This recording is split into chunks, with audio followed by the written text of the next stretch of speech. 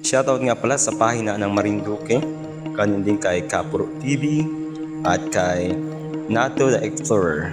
Ganoon din kay Kuya Jade TV.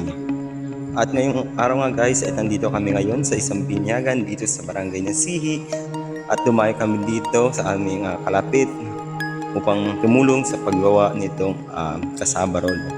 Makikita ka ninyo sa video na mahirap talaga siyang gawin yung proseso dahil grabe ang hirap ng ngalay ng inyong paghahalo.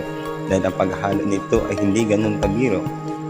Bagkus, talagang kailangan ng mahabang presensya at saka ng pagtsatsaga upang maluto ng maayos. Tulad na nakita niyo sa video, na ito ay medyo luto na pero hindi pa asin luto dahil kailangan pa ng matinding haluan pa hanggang ang kawali ay hindi pa natatanggal sa kanyang patungan.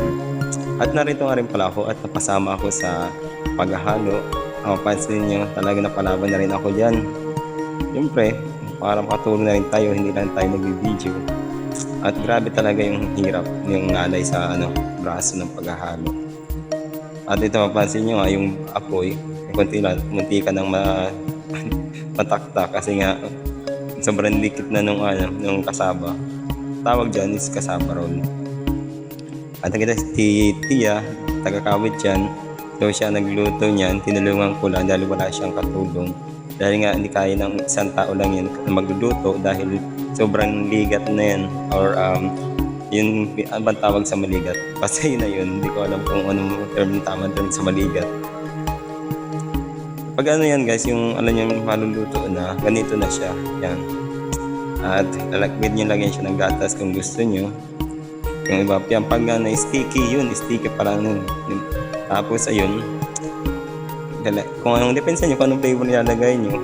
Kasi kayo na masunod yan kung anong pagluto ninyo, nakadepende yan sa inyo. At saka kailangan nyo rin siyempre na talagang mga lagayan. At ito nga mga kasama namin dito, babalot sila dyan ng turon, meron din lumpia, meron din Shanghai, at ito papakulo ng tubig para naman yan sa spaghetti. At meron din kalamay na saging para sa mga bata. Pero sobrang lakas ng ulan dito sa amin noong time na yun. Ito yung kalamay na naluto.